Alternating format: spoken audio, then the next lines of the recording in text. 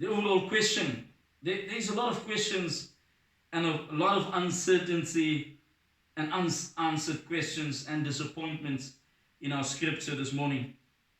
Friends, it is hard to imagine the questions that might have run through the minds of his disciples and the hearts of Mary and Martha.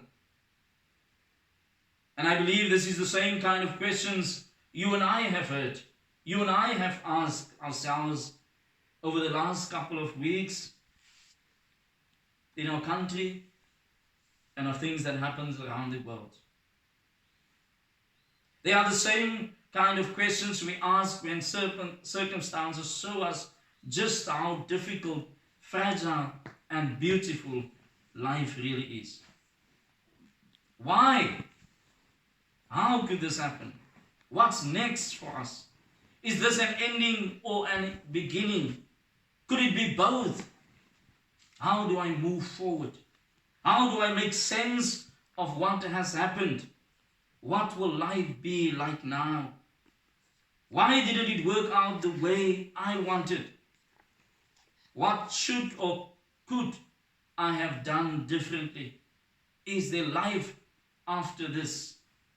Why didn't God do something? Every one of you could add to this list. We all have our own questions, brothers and sisters. But the ultimate question, the one that lies behind and ground all our other questions, is the one God asked Ezekiel this morning. Mortal, can these bones live again? That's what we are really asking. That's what I want to know. Don't you? That question is the valley that cuts through the center of our lives, and yet it's not a simple yes or no kind of question. Neither is it answered once and for all. It's a question you and I live with and ask over and over again. You see, Jesus does not answer or offer answers and explanations to Mary and Martha or to us. Instead, he uses our disappointments as an agency for transformation. Jesus seems to know that disappointments is inescapable, necessary, and even a faithful response to life's circumstances. He neither criticizes nor ridicules Martha and Mary for their disappointments. Instead, he uses it as an opening and entry point into their lives. And that is what he wants to do with us today. He wants to use our disappointments. He wants to use our unanswered questions. He wants to become part of our lives. You see, disappointments ask you and I to reassess ourselves and our inner world.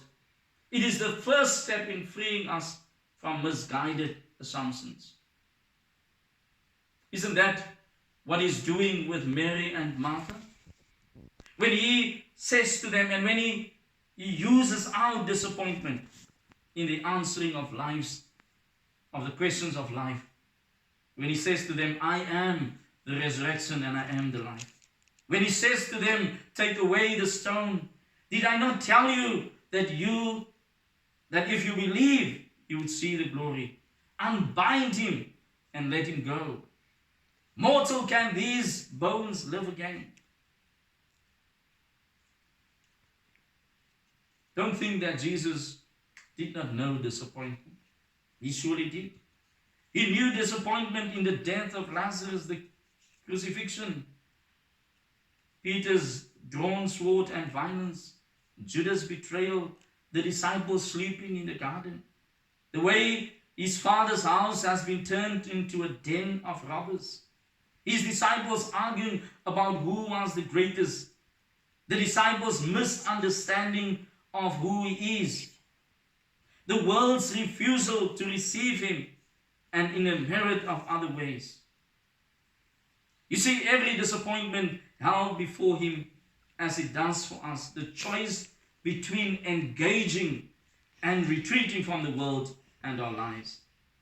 Jesus refused to be stopped by his disappointments. Instead, he used them as entry points into our lives.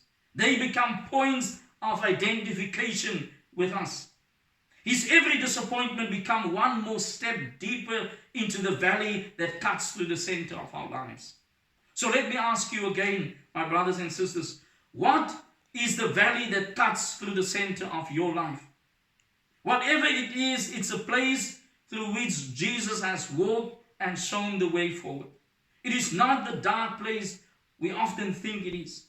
It is an aperture into the light, a path that opens to new life, a clearer way of seeing a truer sense of ourselves and a deeper experience of Christ. It becomes the place of our unbinding and letting and being let go. In this valley, the question mark of life becomes God's exclamation mark. The exclamation point of love, the exclamation point of life and light, the exclamation point of mercy and forgiveness, the exclamation point of wisdom, beauty and generosity, the exclamation point of hope, healing and compassion, and ultimately the exclamation point of God's yes to you and your life. So the question, mortals, can these bones live again? The answer to that question echoes throughout the valley that cuts through the center of your life. Yes, they can. Yes, they do. Yes, they will. Amen.